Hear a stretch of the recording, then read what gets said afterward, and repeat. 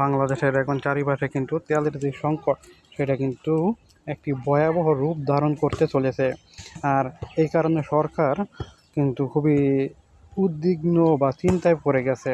আর এর জন্য সরকার চাইছে বিভিন্ন উৎস থেকে তারা তেল সংগ্রহ করবে, কিন্তু এ উৎস থেকে যে তেল সংগ্রহ করবে তার মেন বাধা বা সমস্যা সেটা হলো তেল সংগ্রহ করা না। সবচেয়ে বড় বাধা হলো আমেরিকা। কারণ আমেরিকা যদি চায় যে বাংলাদেশ তেল অন্য উৎস থেকে কিনুক, তারপরেই কিন্তু বাংলাদেশ অন্য উৎস থেকে তেল কিনতে পারবে। আর আমেরিকা যদি না চায় তাহলে কিন্তু তারা কোনোভাবেই এই তেল কিনতে পারবে না। সে বাংলাদেশ যত চেষ্টাই করুক না কেন।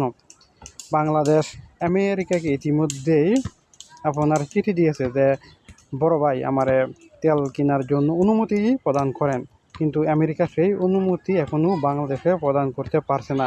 আর এদিকে বা আমাদের কিছু সুশীল সমাজ আছে, কথায় কথায় বলে গোলামি না আজাদি, আজাদি আজাদি, কিন্তু প্রকৃতপক্ষে গোলামি আর আজাদি হয়তো বা তারা পার্থক্যটাই বোঝে না। পার্থক্য যেটা বুঝে সেটা হলো তারা তাদের নিজেদের স্বার্থ ছাড়া আমার তো মনে হয় তারা এক পাও এগোবে না। ভালো থাকবেন সবাই।